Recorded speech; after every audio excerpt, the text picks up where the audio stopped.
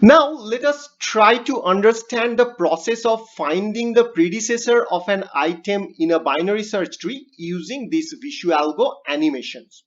So first, I am interested to finding the predecessor of 41. So let me just hit this predecessor and successor, and then let me say that I want to find the predecessor for 41, and I'm clicking on get predecessor. So I'm interested in finding the predecessor of 41 here. So now, if you look at the algorithm in this part, then you will realize that there are two different parts of the algorithm. The first one is if the left part of the current node for which you want to find the predecessor, that is 41 in our case, if the left part of that node is not null, then you can just call the find max algorithm that you have learned few videos back directly to find the predecessor of the current node. So this example with 41 can clarify that part. So 41 is the this node or the current node. So let's see what happened.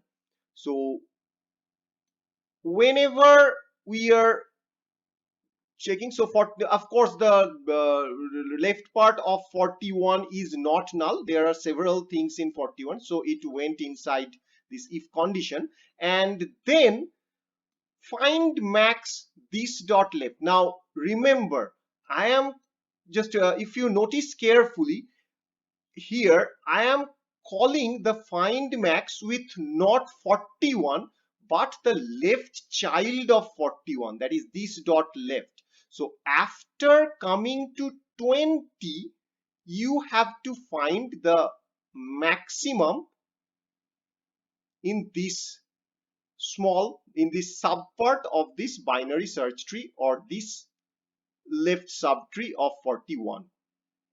So that's what you have to find out. So first you check that, oh, all right, whether the left hand side of the current node 41 is null or not. Then you find that okay, it is not null. There are lots of things in the left hand side. So what you have done is you directly move to the this dot left, which is 20 here, and then on 20 in this small binary tree under 20, you just start finding the maximum. Now if you can recall the find max algorithm over that you learned few videos back, it is nothing but finding the rightmost child in that subtree. So let's try to find the rightmost child. So it is 20, starting from 20 you went to 29, and then in 29 it also has a right child, so it directly moved to 32.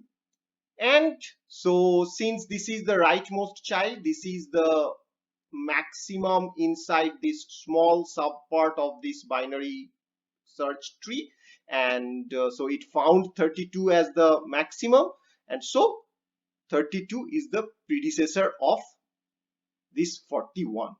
The process ends and 32 is taken as the predecessor for 41.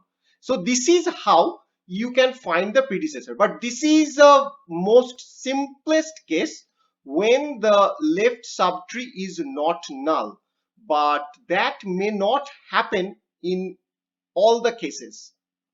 That's what we are going to clarify in the next video.